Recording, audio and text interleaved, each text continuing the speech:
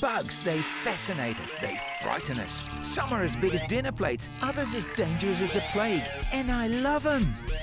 G'day, I'm Ruud Kleinpaste, the bug man, and the opportunity to go looking for bugs as big as bugs can get and as bad as bugs can get was an opportunity too good to miss.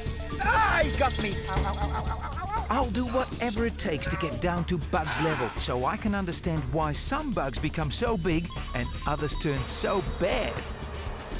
On world's biggest and baddest bugs.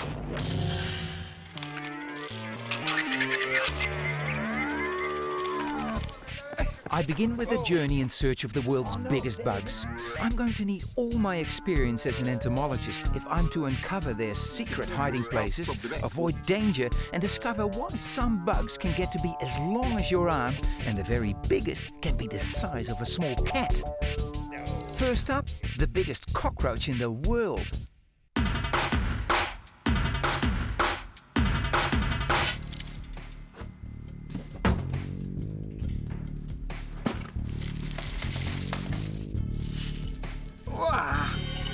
Oh, this is what we always think of as giant bugs. Yeah! You know those monsters that lurk under the floorboards and in your kitchen cupboards? Ugh. These ain't no giants. These are giants. But don't worry, you're not going to find these anywhere near your kitchen cupboard.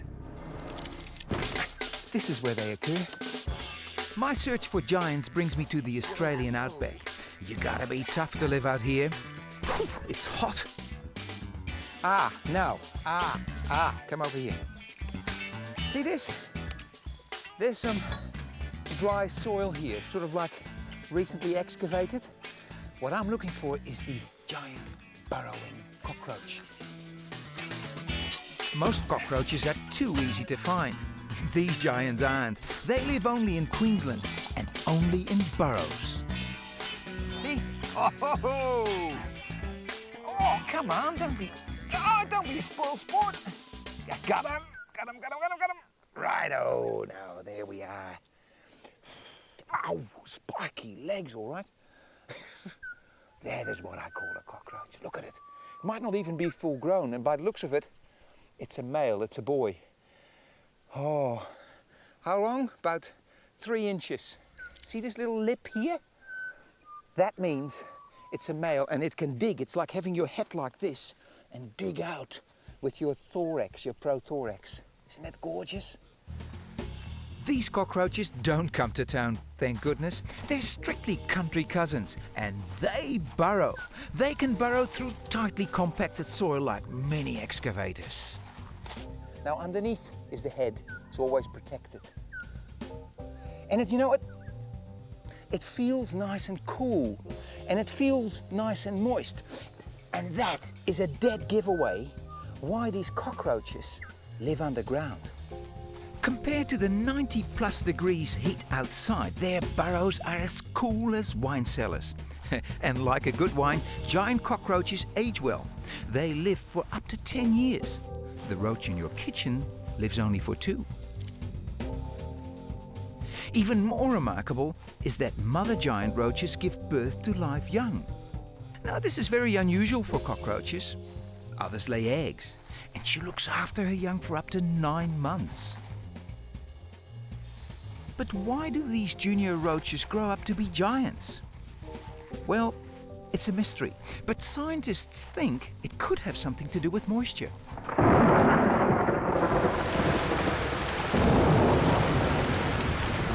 The biggest cockroaches are found where more rain falls. When it rains, they all come out of their burrows to meet, to mate, and to move on. This is the only time when they won't dry out in the fierce Australian heat. So the moment it rains, they come out, they gather up all these leaves from around here, eucalyptus leaves and anything they can find, and take them down in the burrow. And these leaves are dead, old, dried leaves. Dry? They taste like dead, old, dried leaves. Not something that I could live on, but these roaches can. This guy has had a heck of a day today. Exciting, mind you, but in the process we've destroyed its burrow totally. Now, luckily, I found a burrow here that is deserted. You can always tell a deserted burrow because it's open, it's never closed off. So I'm gonna let him go here. Successful relocation. Oh, put a leaf in for good measures, for some food. Where you go? Giant cockroaches are big, but I've only just begun my search. And the next bug helps answer the question, why aren't bugs as big as buses?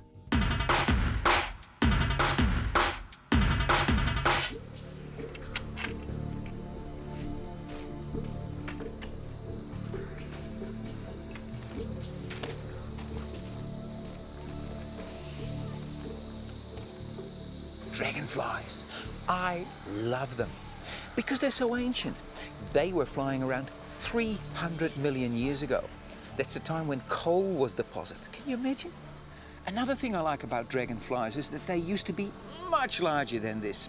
Oh yeah, once they were the largest flying insect in the world. Now, of course, this is a much smaller 21st century model. It's the hawker dragonfly, a robust little fella. But I'd like you to meet a long and slender cousin of this one, the helicopter damselfly. The very first flying insects appeared about 350 million years ago. There were giant dragonflies the size of eagles and damselflies the size of hawks. So what happened? Why did they shrink? My journey to find out begins in Panama. Near water should be the perfect place to find the giant helicopter damselfly. They gather around fallen logs because logs have holes that will fill up with water, and females come to these tiny pools to lay eggs. And where there are females, there are big males. Males are superb flyers. They hover over their ponds like mini helicopters. And if they receive unwelcome visitors, they become attack helicopters.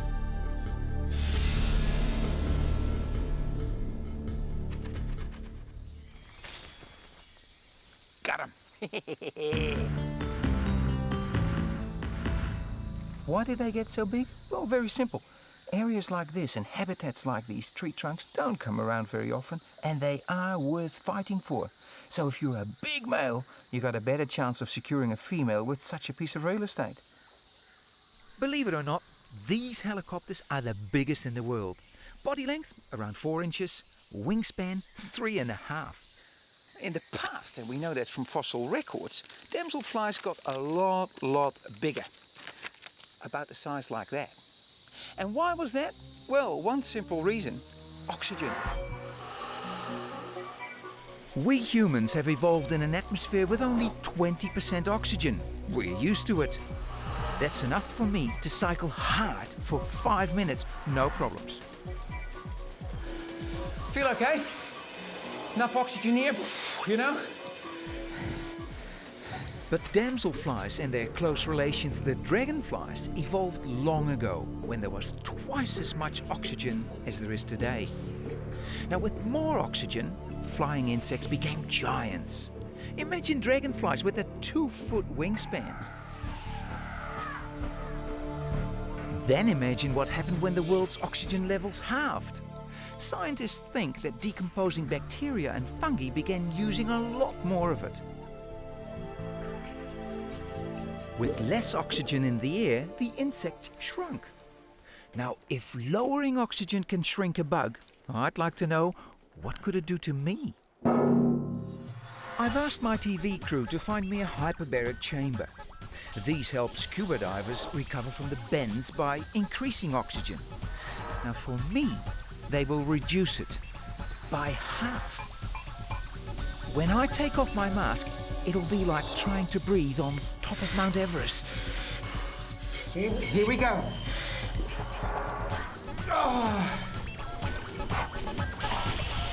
Oh, it's tough. As soon as I start pedaling, I want to stop. I have no energy. After a minute, my heart is thumping, and by 2 minutes, I can't get enough air. My muscles are screaming in pain. 2.5 minutes gone. Oh, 57% oxygen in my blood. It's a lot less. So it's really getting tough. How are you feeling? Really tired, but and a bit headachy. I'm worried how less oxygen will affect my brain. You see, our brains only weigh 2% of our body weight, but use nearly 20% of all the oxygen we breathe. Without enough oxygen, we'd suffer memory loss, blindness, and blackout.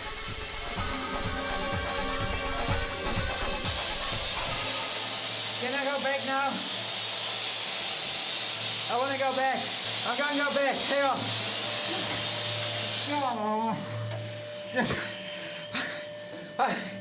I tell you what, out here it feels like I'm in an enormous carbon dioxide or nitrogen bubble, and I can't get enough air. I do need air. You need air to perform.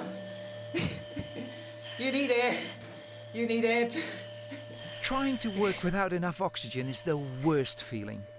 I want to cry. I want to sleep. I feel terrible. But my problems are really small compared to bugs. Their respiration is inefficient. They carry little oxygen in their blood, and they rely on air coming in through tiny portholes or spiracles along the sides of their bodies. So, a bug size is limited by the amount of oxygen it can absorb.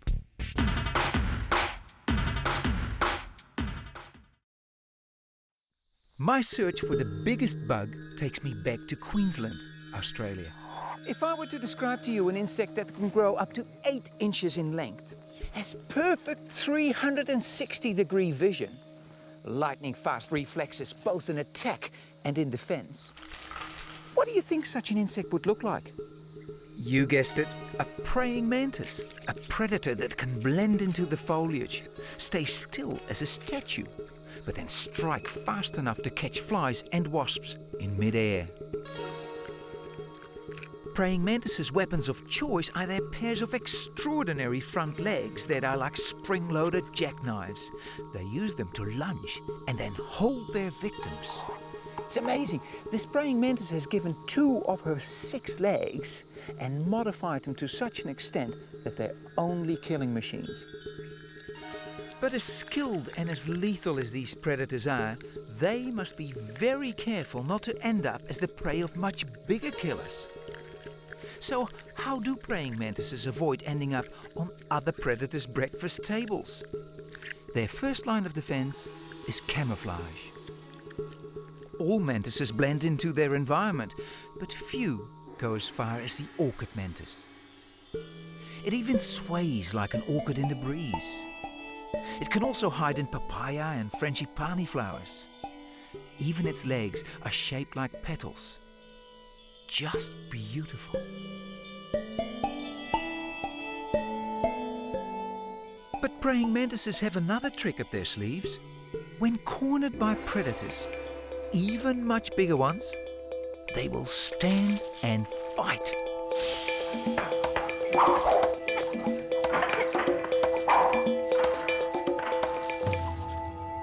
So size is not a big deal to a praying mantis, it's attitude. No matter how big or how small the mantis, inside they all think they are giants. So how can a small mantis beat a big enemy? Well, my TV crew has sent me on a mystery mission to discover their secret.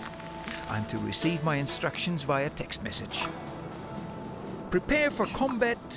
Tiffany, your host, is the mantis. Oh, I get it. Tiffany is an exponent of mantis kung fu, and I've got to fight her. Are you sure I'm going to need all this? Yes, you'll need it.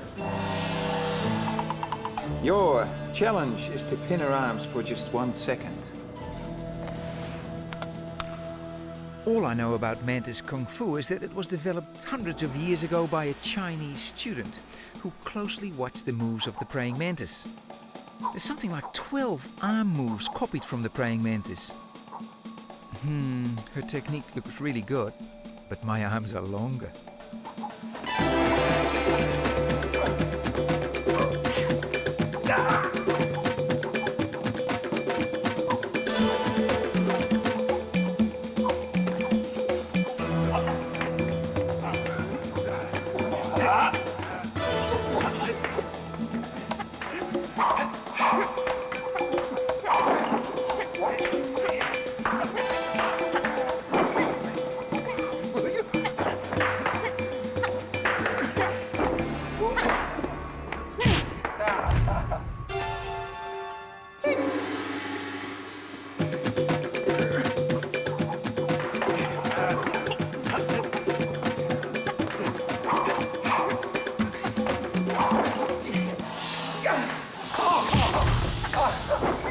Give up.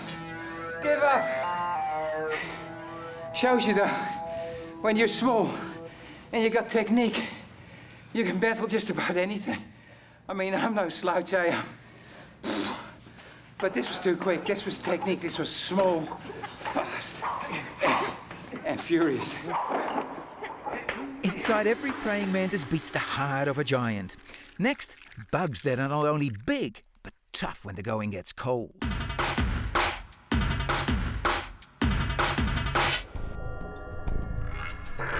A bug with tusks?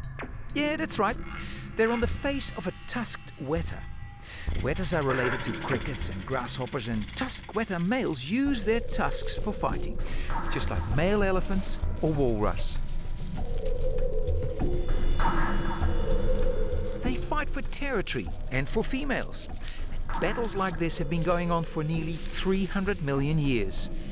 They are truly, truly ancient. Wētās might be ancient, but they're still being discovered in New Zealand as we speak. This creature's the tusked Wētā. It was only found a few years ago. It's rare. It is very, very rare. So rare that they're breeding it in captivity, so that in a few years' time, this fella might have a few more females to fight over. Now, wouldn't that be a good idea, my friend? Tusked Wētās are one of several different Wētās in New Zealand. They include giants like this. Giant Wētās are super heavyweights of the bug world, and because they weigh more than 3 ounces, they're right up there amongst the world's heaviest bugs.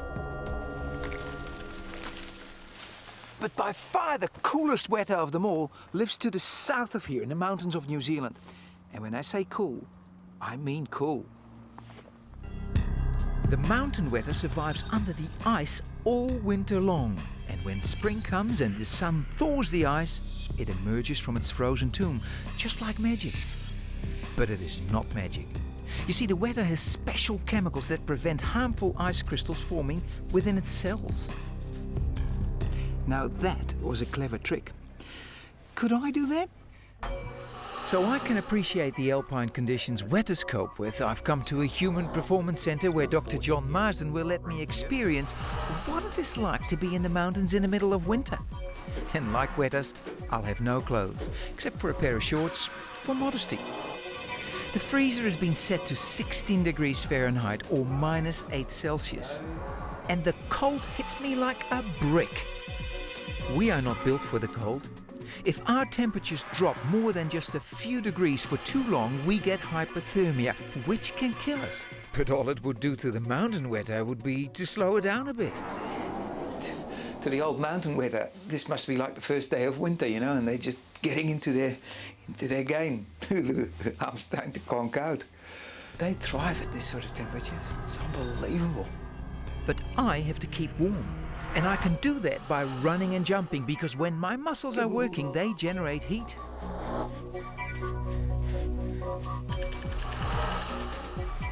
By 15 minutes, running can't keep me warm anymore. This is where the Wētā and I differ. You see, the Wētā will continue cooling until it is as cold as ice. Not moving, not eating, as if it was dead. I can't do that. I must stay warm if I'm to survive. I'm literally freezing from the outside in. As I get colder, my body sacrifices my outer layer to keep my center part warm, particularly my heart and brain. But my brain's already cooling. John's meth tests are becoming impossible. 44.18.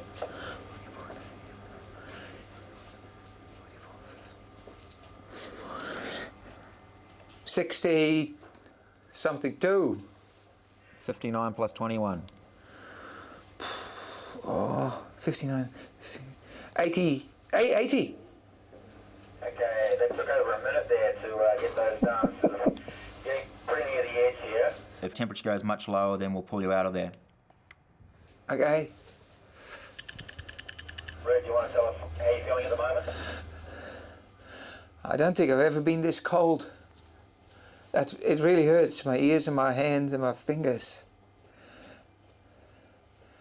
It's actually quite awful. I think it's just about time to pull out now. Okay, come and get me. My core temperature is now lowering, and that's critical. It's reached a point where to go any lower would be very dangerous. Oh, the sun, warm. Ooh. I had to get out of there. I had to get out. That mountain Wētā's got an ability that I cannot match. I suppose that's one up for the bugs, eh?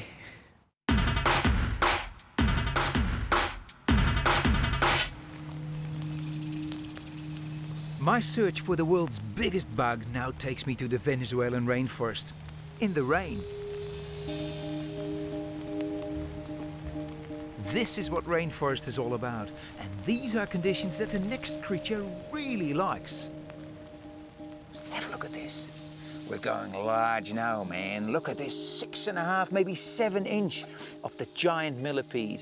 Beautiful creature, very thin skin. This is why it cannot afford to lose much moisture. This is why it likes to be hidden and comes out when it rains. Look at it move, will you? Isn't it just spectacular? So graceful the way all these legs are coordinated.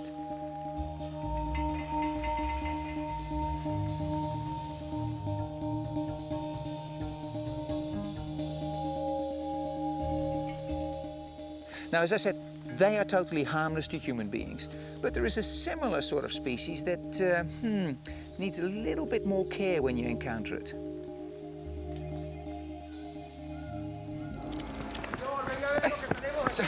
Something down the road, they found something. Where? ¿Dónde? Oh. Whoa. Ve algo que tenemos ahí con cuidado. What's that? Ve algo que tenemos aquí con cuidado. Let's have a look. Be careful, be careful. Mírenlo. Oh no, there it is. Giant centipede. Hang on, hang on. Don't. Hang on, here we go. You don't want that to go away. That is a mean predator. That is one of those ones that you don't put your hands in front. You treat them with respect. Once it's disturbed, it raises its hind legs because it's in a defense mode. And boy, it's got fangs. Boy, like this, like knives and forks. You don't want to be there, you don't want to be there.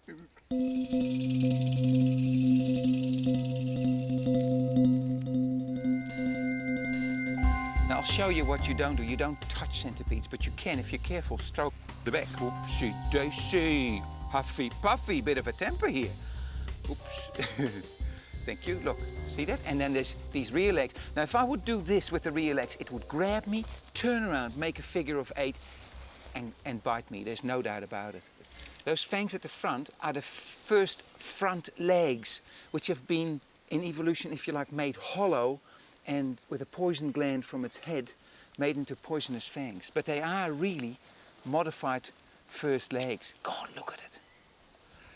It's sick of me, it's sick of me, it's sick of me. No, it's sick of me, it's sick of me. Look out, look out, look out, look out, look out. Camera, camera, camera, camera.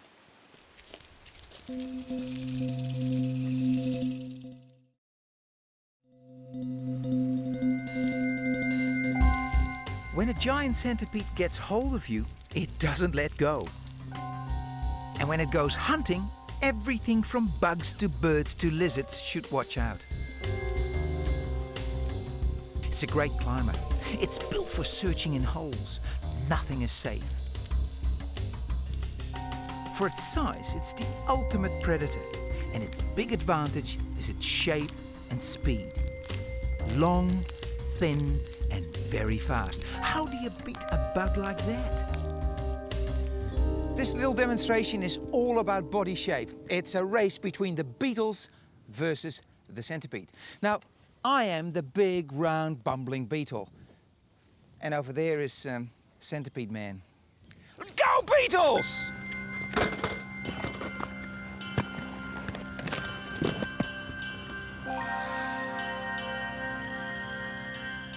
Go!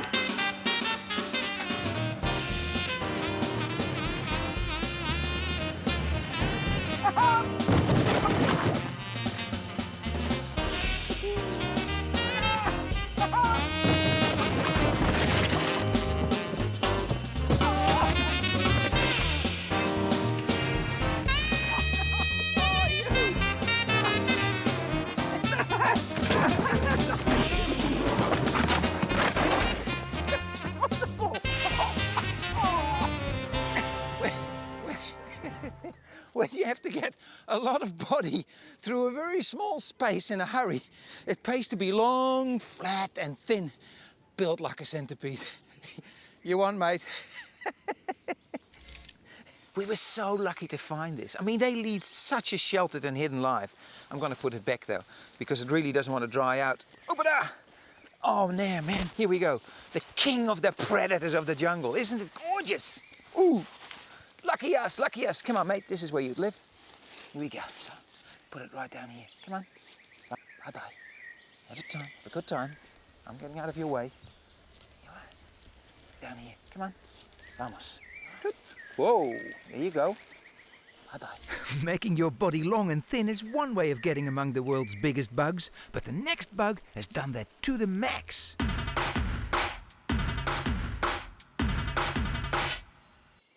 I've been sitting here now for half an hour, not 10 foot from a tree, looking for one of the largest insects in the world. And I can't see it. I'm going to give it a bit longer.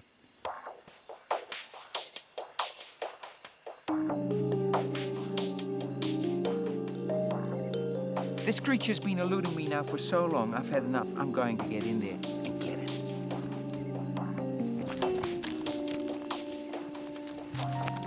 Whoops! This is the place where you find them, on the leaves. They sit on the outside of the tree and they gobble up leaves, but despite their size, they're surprisingly difficult to find, actually. Here it is, this is it. This is a leaf insect. Some people call them stick insects, and they belong to the same group. Look, now I'll come down and I'll show you. Yeah! Whoa, well, there we are with the leaf insect. Now, leaf insects and stick insects are closely related, and they all got one thing in common. They can grow to huge sizes. Now, you wonder why they get so big, eh? The trick, apparently, is that you think about little warblers and little insect-eating birds. They come across something like that and they say, whoa, no, whoa, back the bus up. That's too much of a mouthful. I can't handle that. So, size is a protection from being eaten. But there's something else. There's this wonderful camouflage, because if they can help it, they don't even want to become discovered. They just look like their environment. But does camouflage really work? Can a stick insect really fool a predator? I've told my TV crew to see if they can fool me with camouflage. So here's the challenge. I've been told there's food upstairs and I've got 2 minutes to eat as much as I can. Hey, this is the sort of job I like.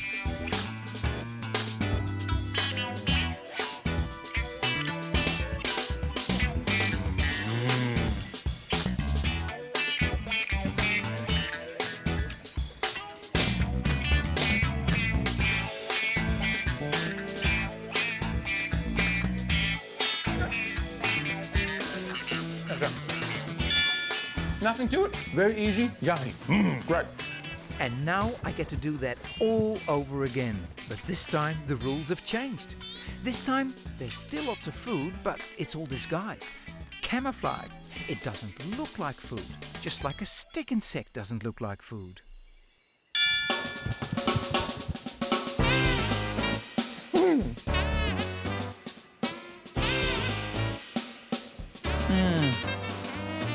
Nothing here.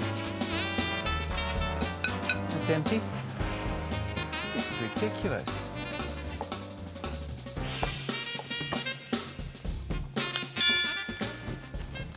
Time's up. I'm hungry. I can't see anything, honestly. This is a list of all the things I've apparently missed in this room. Didn't know? Go and have a look. Oh, hello. Wow. Well, you can eat that. Blowy days. Clever. You can eat that. Look at this. Did you see that? No idea. Look, a very good one. This is not cable. Licorice. I love licorice. There's something else. The list. Oh, it was great camouflage. Wow. How much would you have got? Okay, the rose was icing, The plate was marzipan, so was the cup, and the TV cable was licorice. And the list was written on rice paper. And that is what it is all about. Stick insects are absolutely wonderful at that. They just look like a twig and think, see if you can find me. See if you want to eat me. Stick and leaf insects are peaceful vegetarians. That's why they must be perfect at camouflage. They have no other way to protect themselves.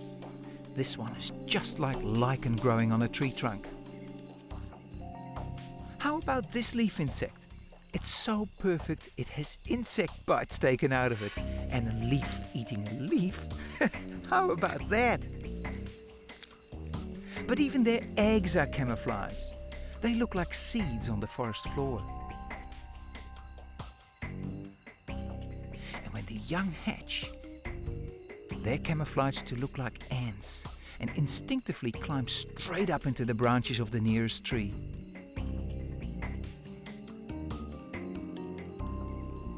Many stick insects have one more amazing trick. Some females don't even mate to produce babies. They do it all on their own.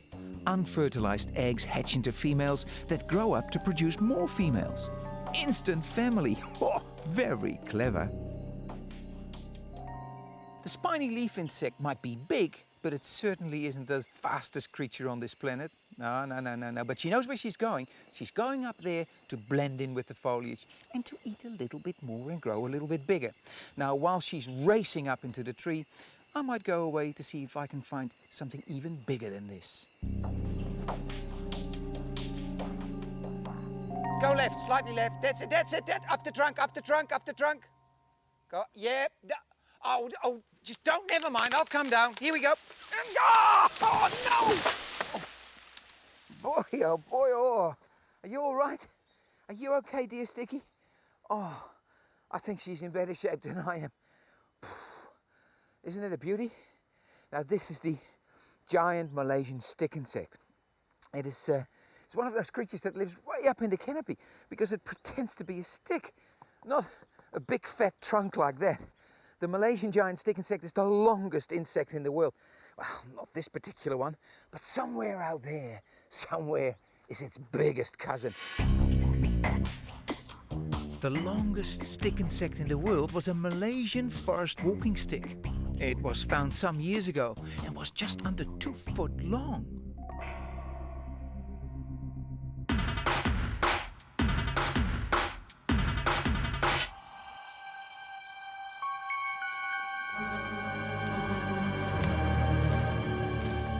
I'm Ruud Kleinpaste, and my search for the biggest bug takes me back to the rainforests of Latin America.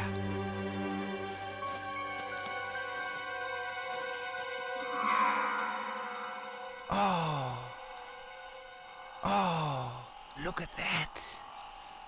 That is the largest arachnid in the world. The largest bug. It takes the cake. It is the champion. These spiders can grow up to 12 inches across in every way you look. They can be a quarter pound in terms of weight. Can you imagine that? These are the things Hollywood horror movies are made of.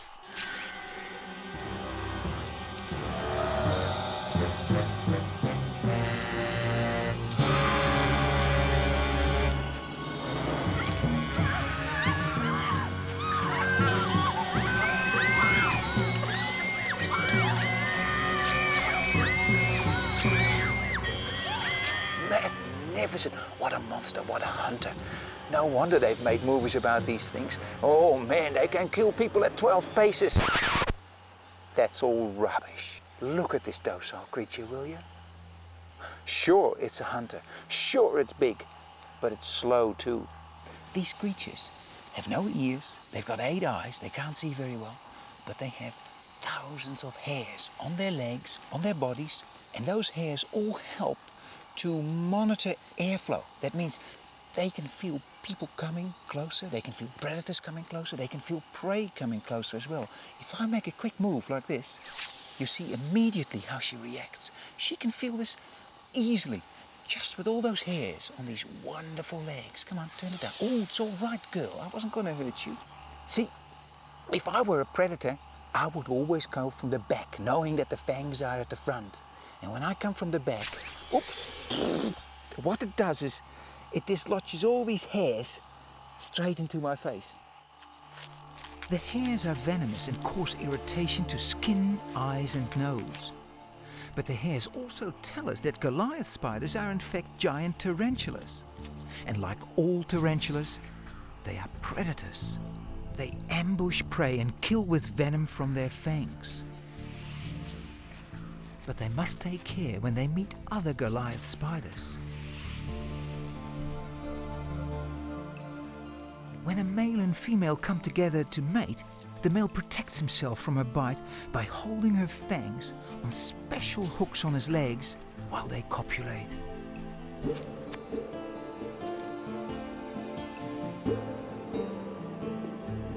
There are no records of Goliath spiders actually killing humans, but their bite is very, very painful and can cause paralysis. Like most spiders, they don't bite unless threatened. This is as large as spiders, or for that matter any bugs, can get. Any larger, and they wouldn't be able to get oxygen right to their bodies. Oh, where are you going? Where are you going? That's not where you should be going. Hey, oh. Isn't that gorgeous? Look at this. Come on, off you go.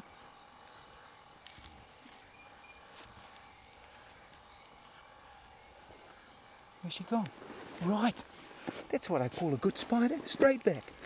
You see, the only time these fierce predators are really vulnerable is when they molt.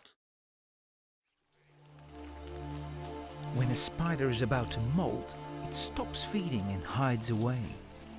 It also loses hair on its abdomen, and its skin has a slightly blue color. Under its old skin, there's a new soft skin already forming. And between the two, the spider injects a fluid. Now, when the pressure of the fluid builds up, the old skin splits along its back and the spider steps out of its old suit. Goliath spiders keep on molting throughout their lives. As youngsters, they change skin once a month. As adults, they molt once a year. Each skin they shed brings them closer and closer to becoming giants and one of the world's biggest bugs. The next bug might not beat the giant spider for outright size, but it is a true champion for weight and strength.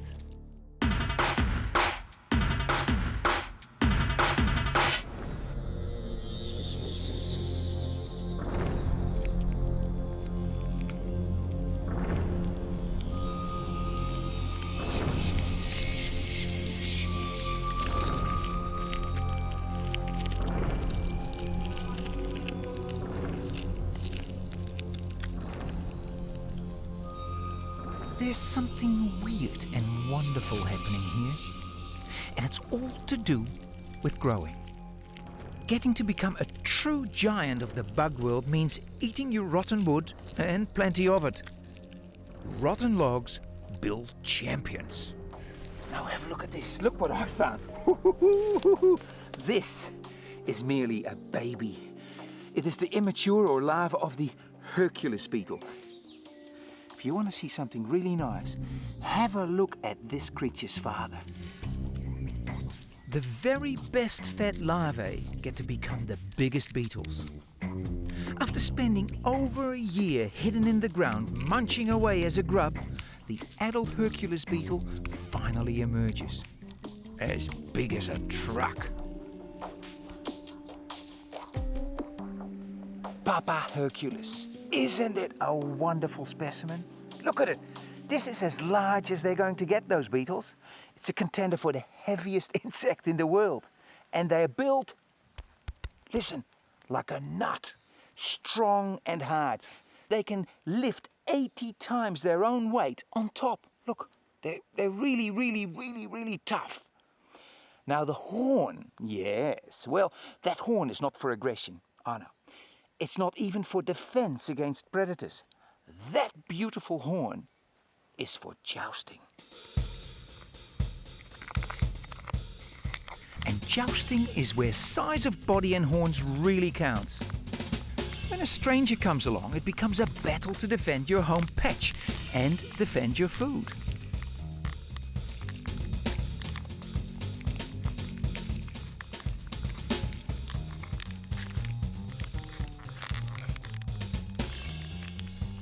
The upper and lower horns move like a claw to grasp an opponent and throw him out of the ring.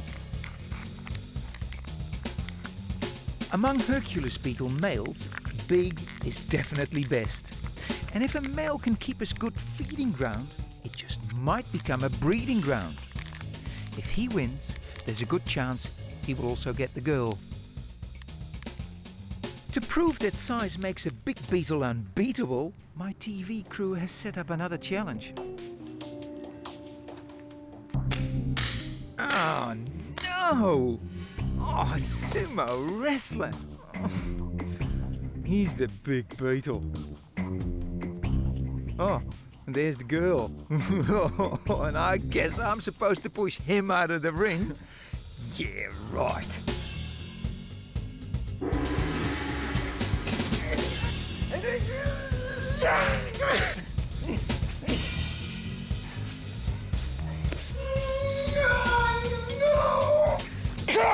Get up! No!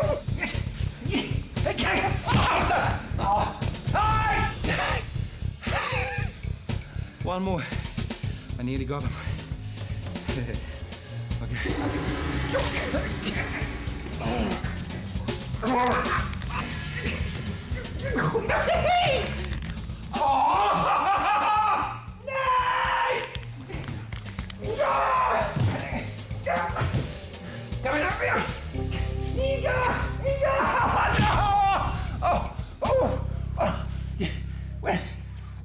When two beetles fight, it's all about territory. And the winner gets the territory, and as a bonus, he gets the female as well. Now, how cool is that? So, you go. Claim your prize.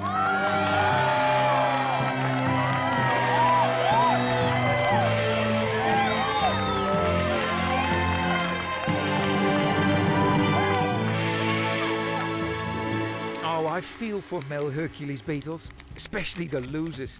You know, it's not easy, it's not fun, and it hurts.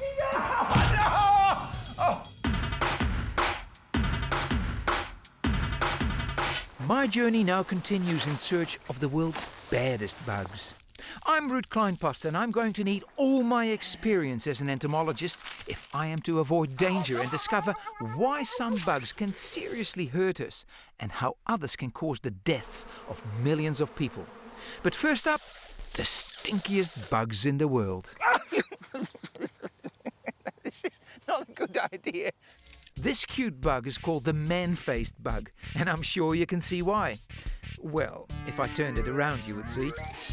That's better. Ooh, great hair. But wait, is that Ronald Reagan? But what's the man-face doing amongst the baddest bugs in the world? Well, it belongs to the stink bug family. And where do they hang out? To find the worst smelling bug in the world, all you really need to do is go to a generic vegetable garden anywhere on this planet. Now, I found some of these cockroaches right here on this sunflower. Now I'm gonna pick one up to show you exactly what it is. Oopsie, here's one, I got one. It's a beautiful, beautiful creature actually, because it's got these lovely legs with these leaf-like flaps on the side. It's called a leaf-footed bug sometimes. Now, this is the point. If I were a bird, a young, inexperienced bird, and I think, a leaf-footed bug, let's have a go. I would pick it in my mouth, like this. It would let out this awful taste. And as a bird, as a bird, I'd learned my lesson. I would never, ever do that again.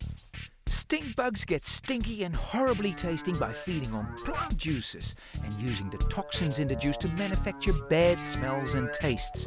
They do it to keep predators away. Oh, this is a big one. That is a good one. I'm going to try that one too. Oh, pretty good pong. I wonder what it tastes like. Look at it. Beautiful, though. This is not a good idea. Stupid. Bah! Go away. Get back. If you don't believe me when I say that sting bugs really smell, that these cute little bugs can make you gag, well, here's an independent panel of sniffers that you might believe.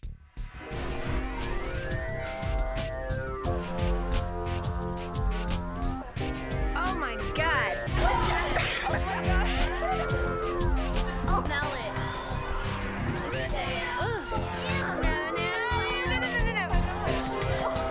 Ugh. No. It's just a stink bug. Blimey, it is a stink bug.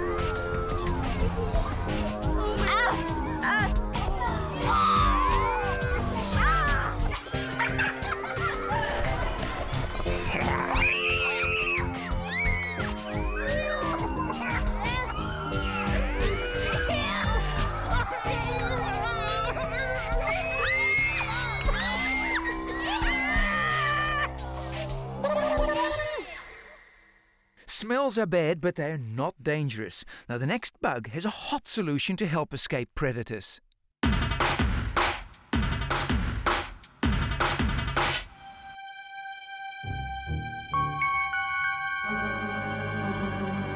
In nature, predators usually win. So, how can a defenseless creature beat a hungry predator? Answer: with a nasty surprise.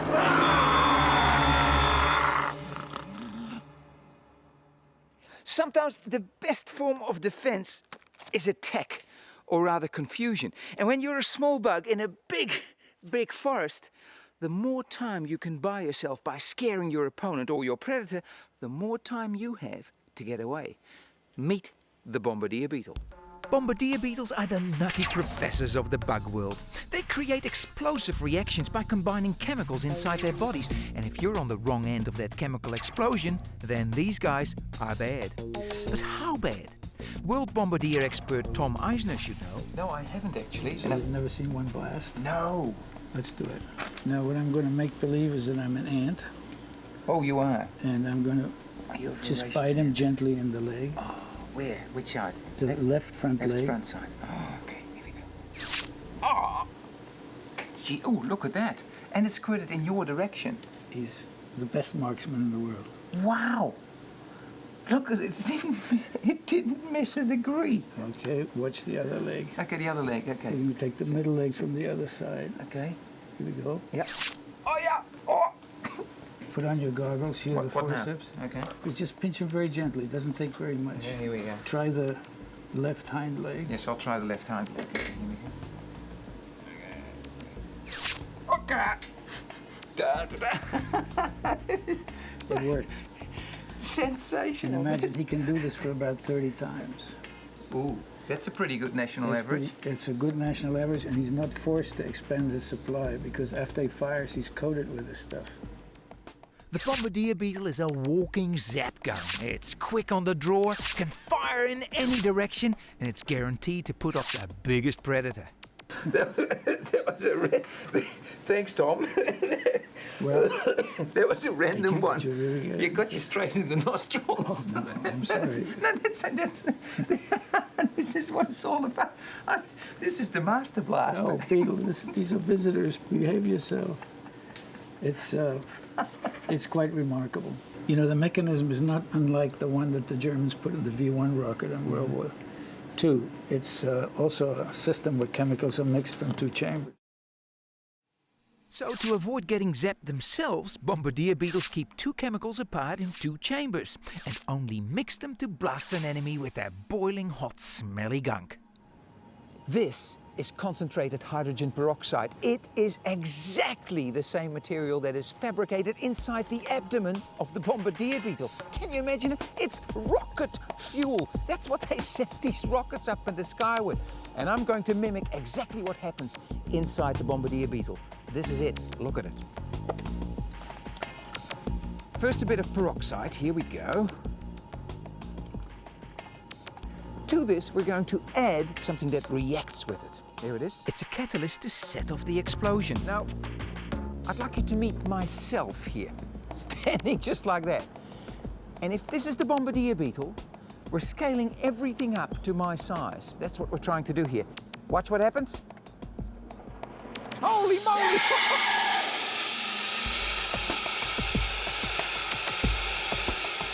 Ooh, we got him, we got him, we got him, yay!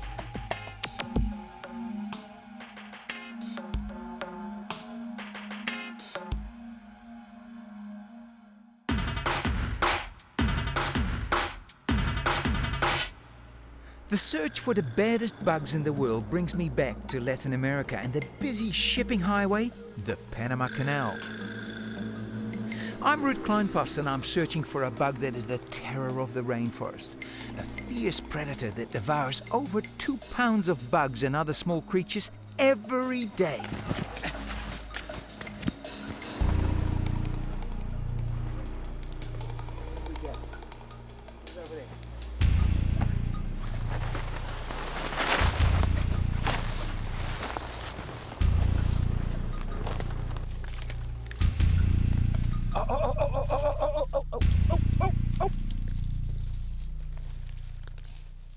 Here we are.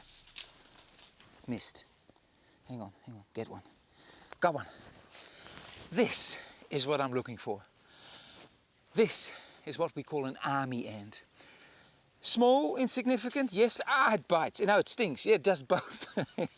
Small and insignificant, perhaps, but it's part of a much larger community. We're talking about hundreds of thousands of creatures. This is only a tiny weeny column here. But if I'm going on, I'm sure I'll find a bigger trail than that. Isn't it amazing? Ah, gosh, they found me all right. Look, straight through my pants, there. But stinging, and it hurts. They all sting, and the interesting thing is they're all blind, but somehow they find me all right. Here we go, bye-bye. Army ant colonies are so perfectly organized that they are sometimes called vast superbugs. And I'm heading towards this one's heart. Ooh. Ah. The trail is over there. I have the feeling I'm close to the nest because they're getting really wide, the trails, and it's like a highway. So they're split up a bit further up. The food is going that way, so I must be close to the bivouac. Really exciting stuff. Come on.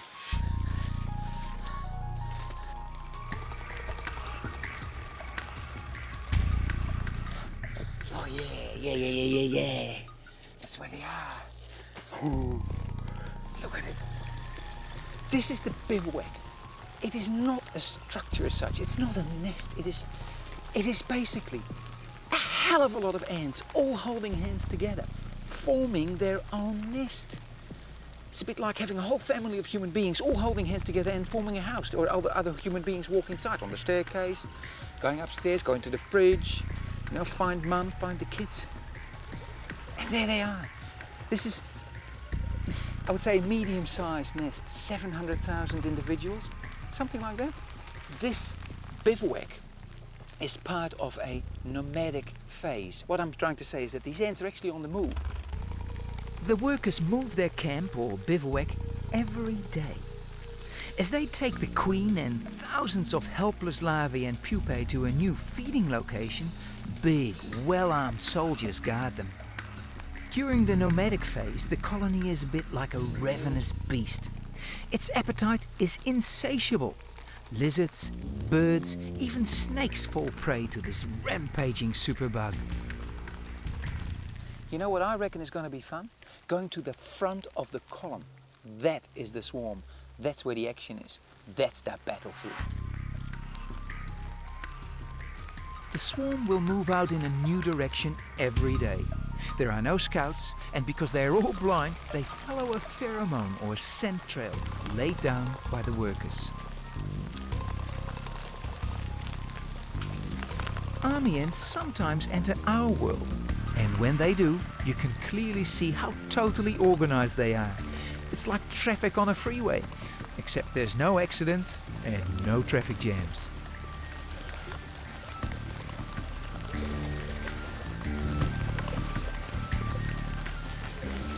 Now, this is something you don't see every day. Army ants invading homes, which are close to the jungle. Now, the locals don't mind that too much because the army ants perform a gratis service of pest control. They're taking away all the vermin, all the insects that they don't want in their pantries, in their kitchens, in their bedrooms. Workers are voracious. When they detect prey, they become like a pack of tiny wolves. But the colony concentrates most of its killing power at the front of the swarm. This is like the mouth of a fierce predator. I'm literally at the front of the column. This is where the swarm is. And look at them, they're everywhere. They're big columns over there. Huge numbers. And the funny thing is, they really don't make tracks as such. They literally swarm all over the place. At the leading edge, ants push forward. They lay pheromone for others and then retreat. Any prey is heavily marked with pheromone and swarmed by those that follow. If the kill is too big to move, they cut it up and hundreds of ants each carry a piece back along the feeder column to the bivouac.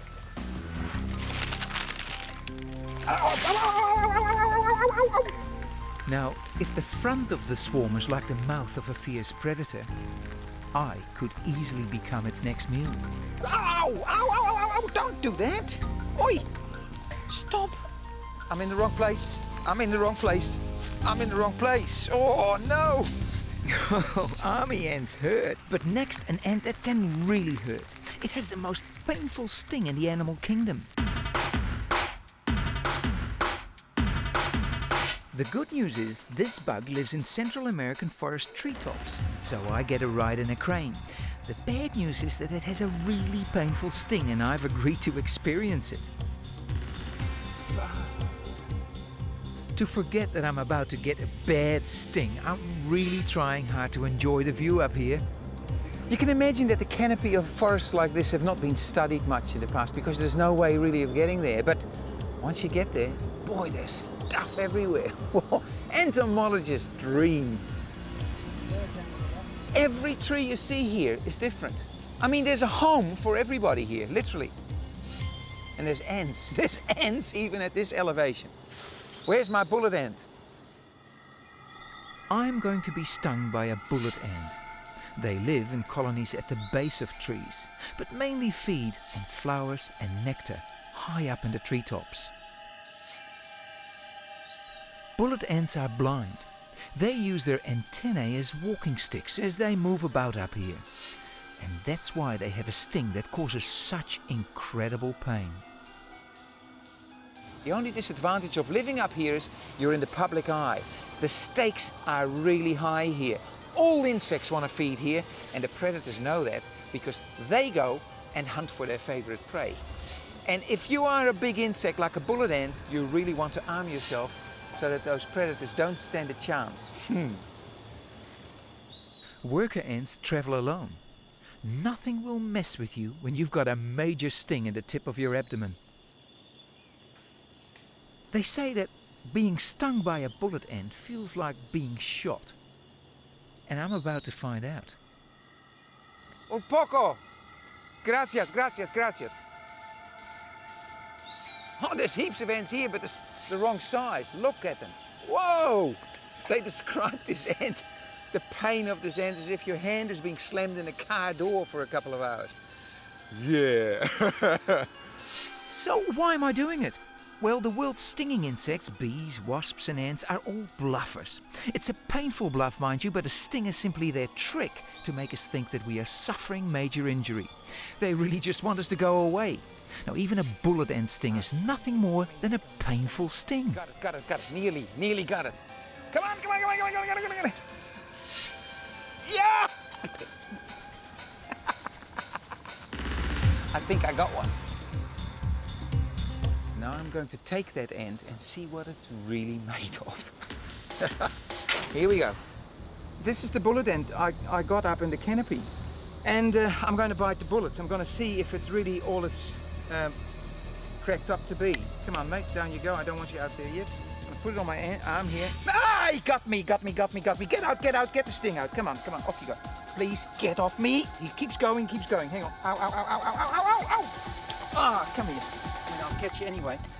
Oh, yeah. I think I'm going to take, you can see how my watch is getting really, see how it's swelling up here on either side of my watch. I'm going to take it off because it's not doing anything for me. You can see that? They call it the 24-hour end. And that means that they reckon that 24 hours, the pain will subside. It's like slowly creeping through my arm now. It's starting to move. It's now moving towards my hand. The pain is moving further up my arm. And it took, what, 20 minutes? Boy, this is something I will never ever forget. Never ever. We're an hour after the sting occurred. The pain is absolutely not subsided. It's like a hot needle in and down on either side. It started to really rain heavily. It's got really dark. It's almost like midnight. And I think it's time to retire to the comfort of my hotel, where there might be some ice, which would be good. Boy, this is sore. Still, it doesn't go away. It keeps going.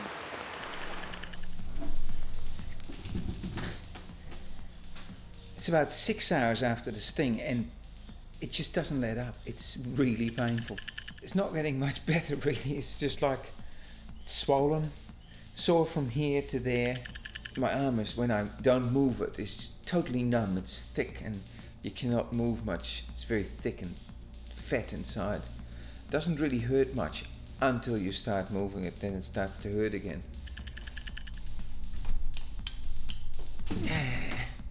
Morning. Just had a few hours sleep, which is nice actually. And we're 16 hours on after the sting. And good news is I can weigh my watch. The swelling has gone down. The pain is basically back to the aftermath numbness of a big bee sting.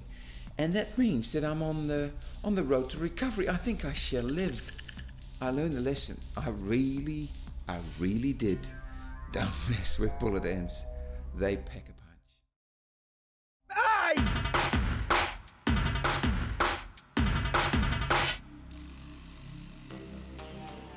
My search for the baddest bugs takes me deep into the Arizona desert. This is Scorpion HQ. Here are two toughies, two scorpions, and both are from the desert. Now, one of these is a killer. It can floor and kill human beings. And the other one is almost harmless. Can you guess which one? No? I'll show you.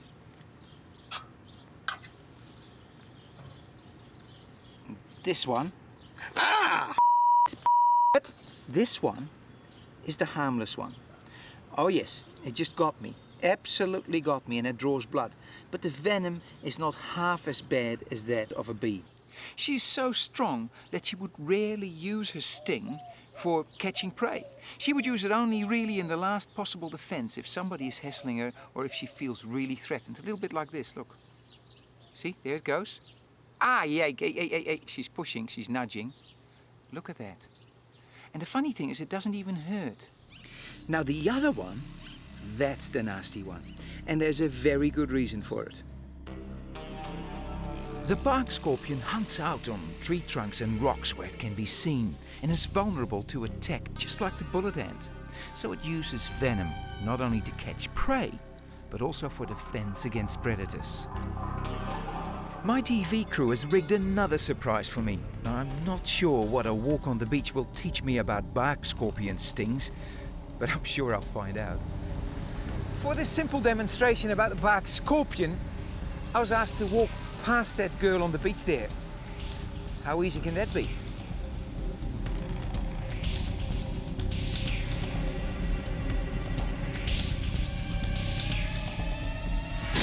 Ah! Oh, that's nasty! Ah! Oh! Ah! No! Ah! What is that? You're so small now. Oh, that's a cattle prod. Look, that's what, 10,000 volts or something. Shall I get you go? Good grief! Oh, not fair. Shows you though, if you're small in stature and you got something that is really worthwhile as a tool, you can floor anybody. The little bark scorpion's powerful punch is a neurotoxin venom that has killed hundreds of people in Mexico and the US. But some scorpions can decide how bad they want to be. Some have two kinds of venom. One just causes pain, but if the threat continues, they will turn on their deadly venom. As our towns move into deserts, we meet more scorpions and another bug that likes to join us in the bathroom.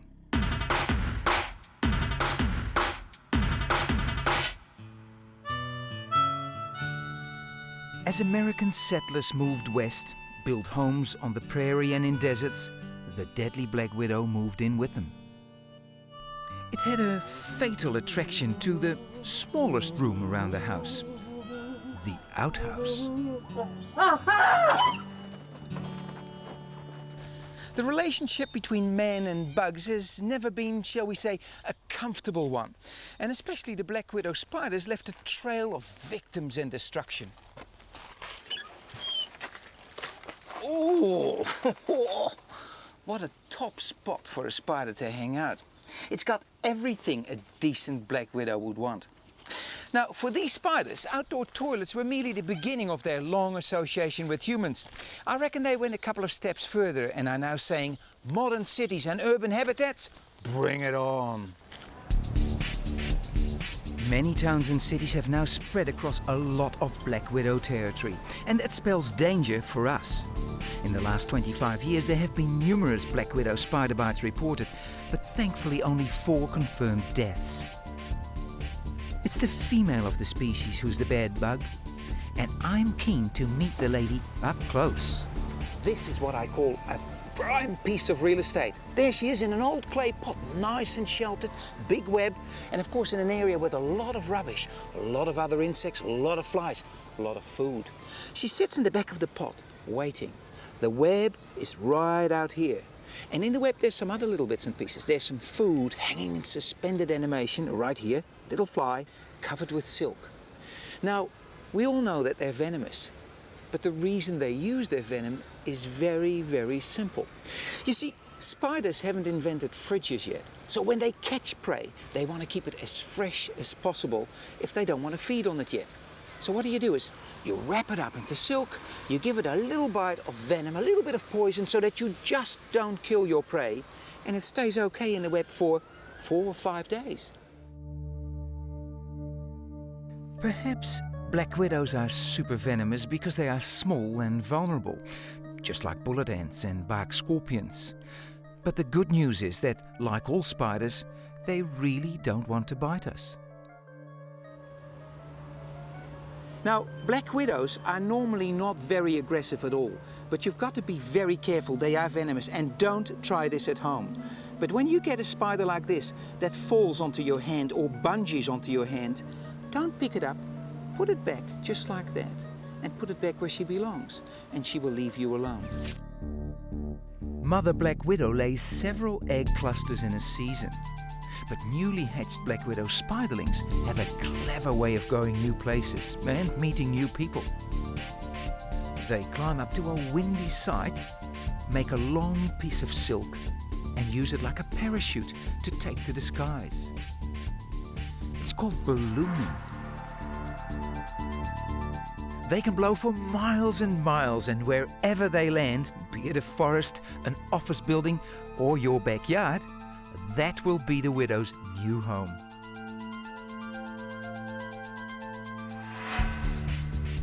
A black widow spider isn't really as bad as its reputation, but next, the most deadly spider in the world.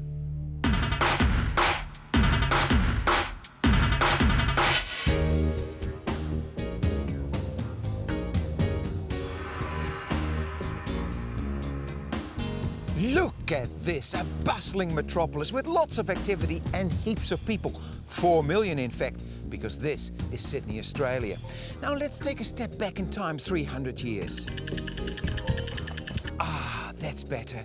Clean, pristine, undisturbed bush.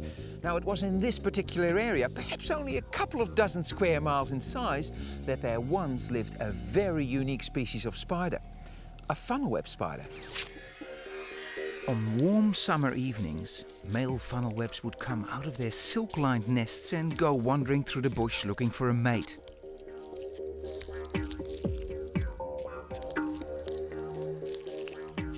Their journeys could take them miles from home. And that's the way life was for perhaps millions of years. And then, 200 years ago, the city of Sydney was built right on top of funnel web spiders' home territory. So what did these spiders do? Well, nothing. The males keep on wandering, just like they always did. Now known as the Sydney funnel web, the suburbs are their new bush.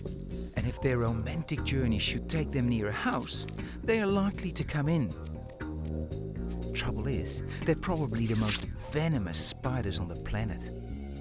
When cornered, they can be really aggressive, and 13 people have been killed in the Sydney area, but none since antivenin was discovered in 1981, even though 30 to 40 people are bitten each year. They normally eat beetles and cockroaches, so it's actually quite a mystery why the venom of male funnel webs is so poisonous to humans and other primates. I've caught one in the act, here in the old garage, walking around. Come on, stay here, mate. Some of them are more aggressive than others. If they rear up, you know they mean business. You have to be very careful with puffs of wind.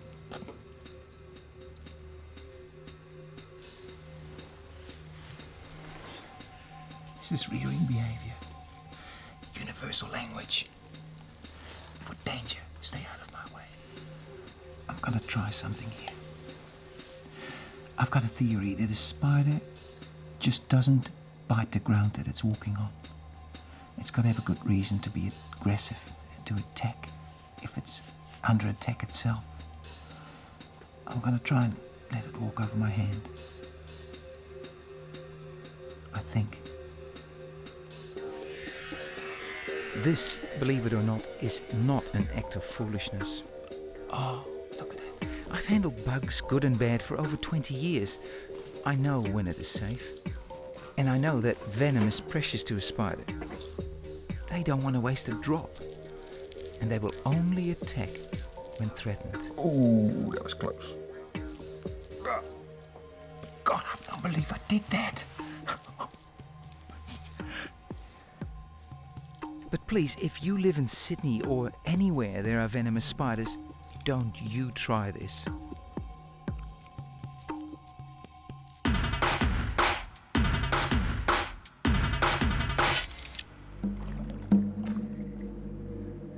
My journey to find the baddest bugs enters a swamp.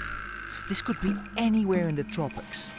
I'm Ruud Kleinpaste, and I'm on the trail of a bug that's so unbelievably bad it can be linked to the deaths of millions of humans in the last 1,000 years. I think I can hear something.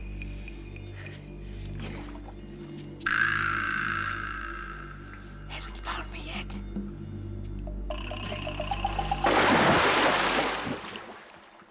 These bad bugs love to feed on us, and they can find us from a long way off, by smell.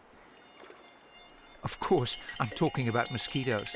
And these ones are in a laboratory where researchers use a special machine to study what kind of smells mosquitoes are most attracted to.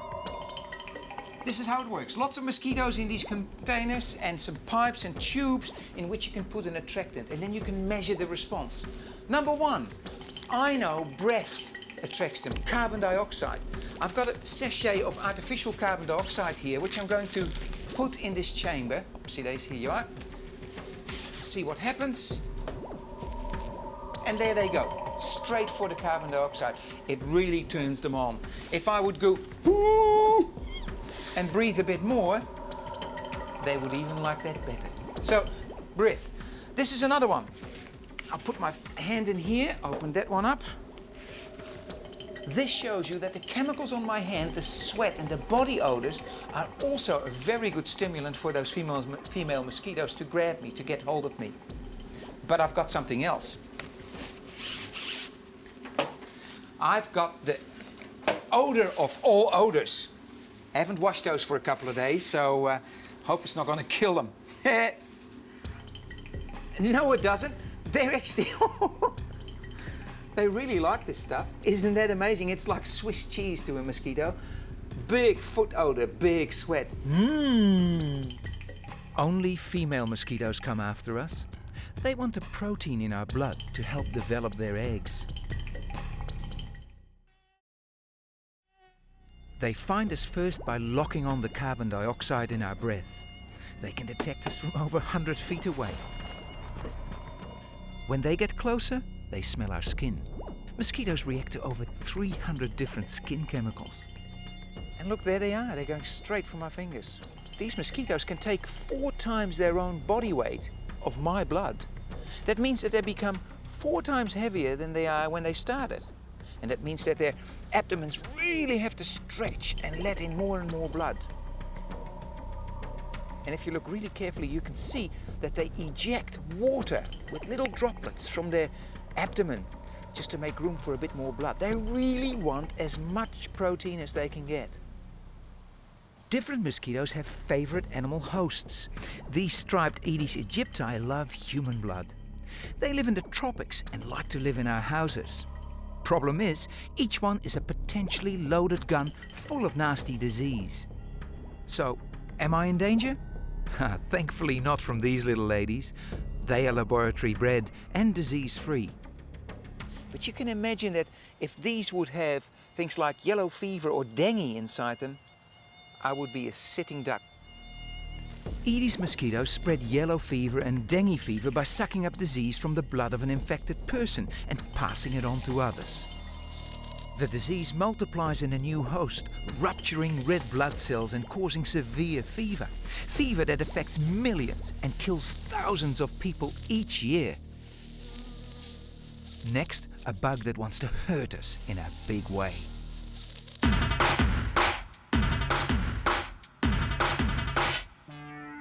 The baddest bugs in this show were bred in Brazil in the 1950s. They escaped and reached the US in 1990, and they're spreading fast. They're Africanized honeybees or killer bees. They look just like normal honeybees, but they are super aggressive in defense of their queen. If an intruder comes near, thousands of bees will attack and give chase for over a mile. Hundreds of people have been killed by this modern bad bug. You generally don't mess around with killer bees, I was told. And it means full suit and great care. Oof. I'm in Arizona and killer bee expert Justin Schmidt is taking me to a killer bee nest. We must be careful. Even a noise or vibration could cause an attack. And when killer bees attack, most of the hive will swarm. And I don't want that. And Justin doesn't either. There it is up there, the killer bee colony. The less people, the better. Yeah. So I'm going to wish you good luck. Bon voyage. Oh, thank you. I'll need it. I'll be very careful. See ya. Just be careful. Be careful. There's a huge nest of killer bees there. And you can hear them buzz from right here. Now, I don't want to disturb them, because when they're disturbed, they attack. When they attack, they sting. And when they sting, they die. And I don't want that to happen. But I've got to be very, very quiet and very careful. But what would be nice is to have a look inside the nest and to see how they react. Don't forget I'm downwind from them. And I'm going to put this little camera inside and see what I can find.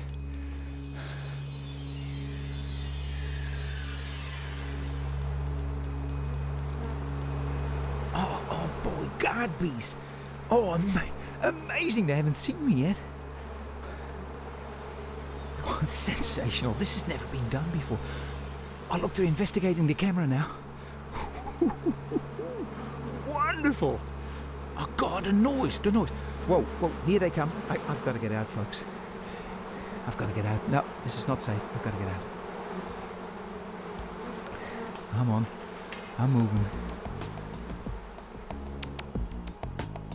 Better get out. It's a bit safer here, but I think I'll come back tonight. I reckon it's a lot safer in the dark.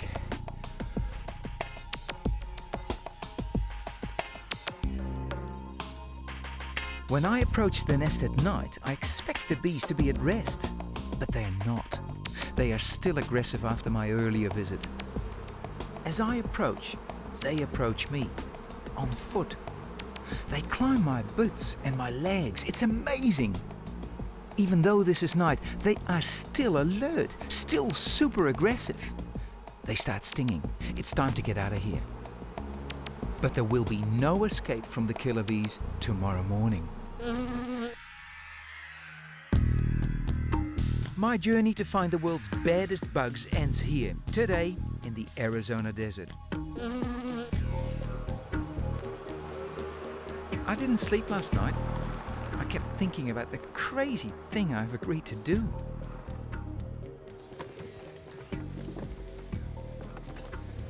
Not too sure about this. And it's hot already. I hope the bees like the warmth. In there, I think. Really am nervous. You'd be too if you were about to have thousands of killer bees put on you without any protective clothing. Have an exciting day. This must be my torture.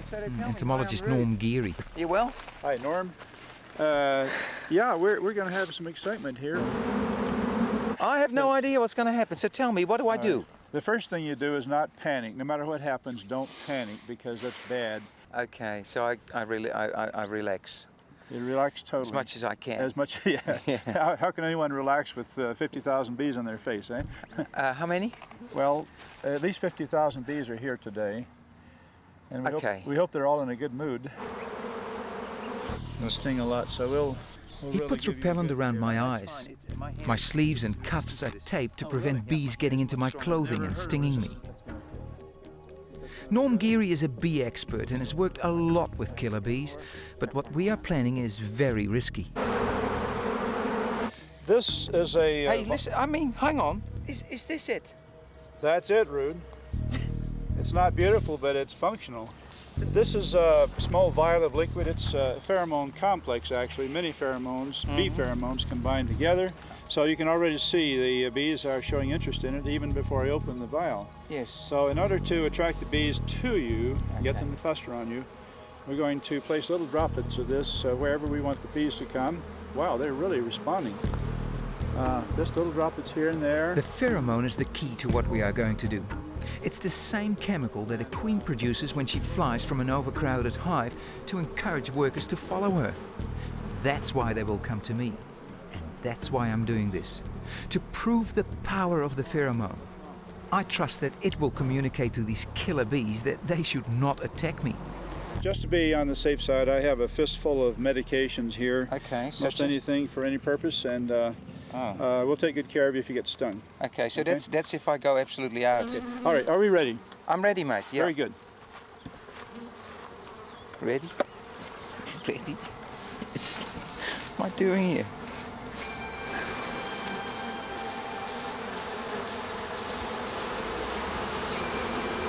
Once a few bees are in position, then they are quite attracted to the other bees. So this is going to build up now, and it's going to alarm you. There's no question about it. What's even more alarming is what Norm says next. This is the first time I've ever used Africanized so-called killer bees on a person. As the bees go on, I start to panic. 500 stings will kill me, and there must be close to 500 on me already. But I must have confidence in Norm and confidence in the bees. I have to believe they only attack if they have a queen or a hive to defend. And today, I'm their queen. If you get stung, I want you to let me know right away. If you can't, I will. If you can't say anything with your mouth because you're covered, just go like that. When I first did this, I was A terrified. sting is what and I I'm didn't most have afraid African of. bees on me. I had If European one bees. killer bee stings, it will release a sting pheromone. That's the signal for a mass attack. It is bizarre. It is a weird sensation. It is frightening as hell. It is really frightening because you feel that they're all going for you, which is what they do. Which is what they do, isn't it, Norm? They go Sure. for me. They're going for you because you smell like a queen bee. See, that's why. Yeah. The biggest queen in town. Gosh. It's hard to scoop the residual bees. I'm going to fling them in the air, downwind from you, and they will smell their way up and come and join the other bees. So on the count of 3. 1, 2, 3.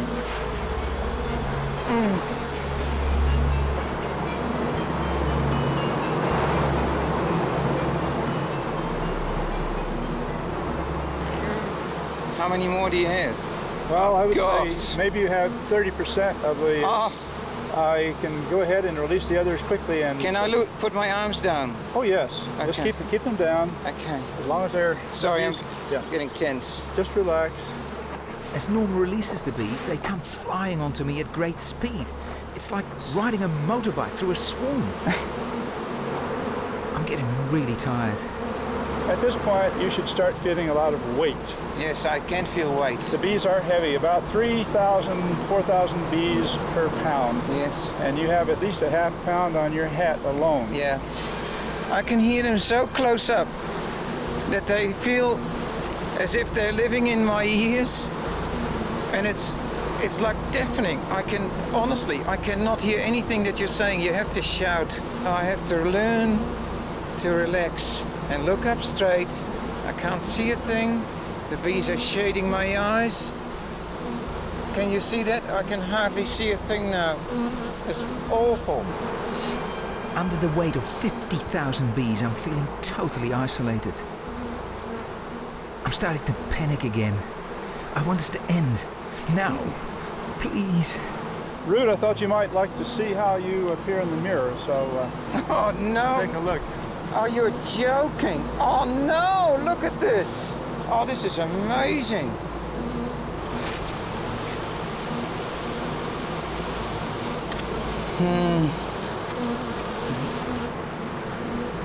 This is what you call ultimate trust in insects. They're not out to kill us. That's not what they're about. They're about to defend their honey because we always steal it. And I reckon this is the most powerful way of finding that out. Okay, Ruud, it's time to get these bees off.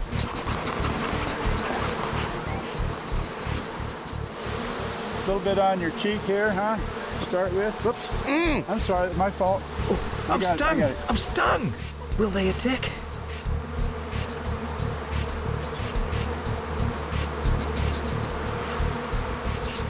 Thank God they stay calm. I can't believe Do that it. one more time. Take a breath done and it. hold it. But don't you do any of the things you've seen me do on this show. You have to be an expert to face up to the world's baddest bugs. An expert and a little bit crazy. You are essentially free of bees, my good man. Wow. And you got 2 stings. Yeah. Well, I'm sorry about that, but you know, it could have been 50,000 Yeah, I know. under other circumstances. I've never done anything like this in my life, and I feel that I put my trust in the bees and what I know about them and entered their world. And I tell you what, you are constantly aware if you make one such thing as wrong move, your history. Oops, that's it. You got to play their game. What a stunt to finish on. But we've done it. Yeah, we've done it.